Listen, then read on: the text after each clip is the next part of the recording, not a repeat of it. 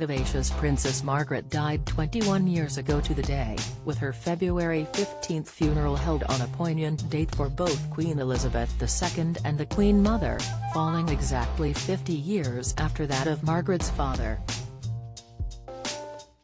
The late princess was very close with her dear papa, who had died when she was just 23, a fact that became even more evident in requests for her final resting place. The 71-year-old, who died with her children, Lord David Linley and Lady Sarah Chatto, by her side, was cremated at Slough Crematorium at a £280 ceremony, around £450 today, unattended by members of the royal family, according to the Daily Mail. Most senior, working royals are cremated or interred, but Queen Victoria's fourth daughter, Princess Louise, was the last royal to be cremated in December 1939.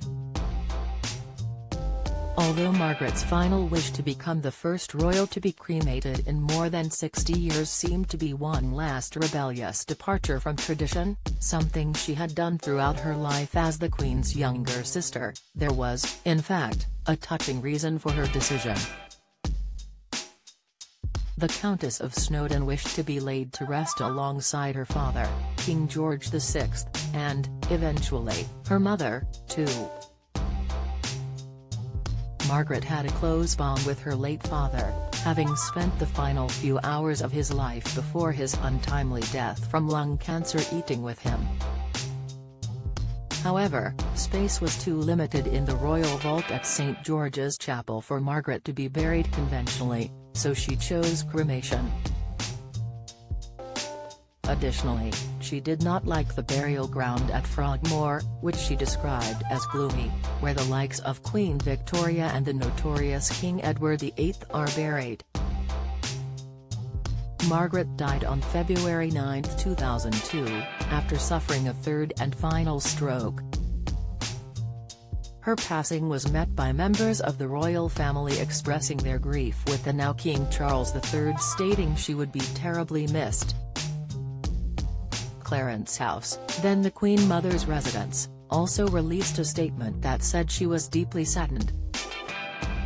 The former Prime Minister Tony Blair also noted that before she was ill, Margaret had given a great deal of service to the country, adding that she would be remembered with a lot of affection.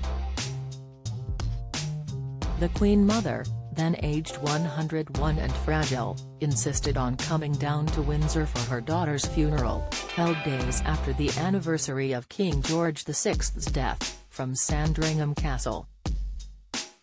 Margaret's dear friend since they were just 3 years old, Lady Anne Glenconner told Channel 5 in 2021, "It was terribly poignant because the Queen Mother was in a wheelchair, and when the coffin went by, she tried to stand up, and I think she might have had to have been helped up."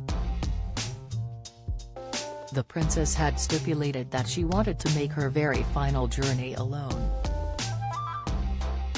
Her English oak coffin was driven the 3.5-mile journey to Slough, where it was met by the registrar, Roger Parkin, and various witnesses, including members of her staff and her private secretary, Viscount Elswater. Much like her dear father, Margaret struggled with health issues as she was also a smoker, having more than 60 cigarettes a day and drinking excessively. She had been in poor health for some time, having become wheelchair-bound with her sight impaired due to a stroke suffered the year before her death.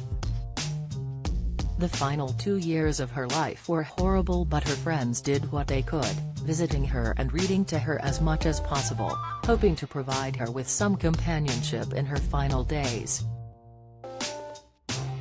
Lady Glenconner, Margaret's former lady-in-waiting, choked up as she said, "In a way it was sad, but I was so glad for Princess Margaret, who suffered so much at the end."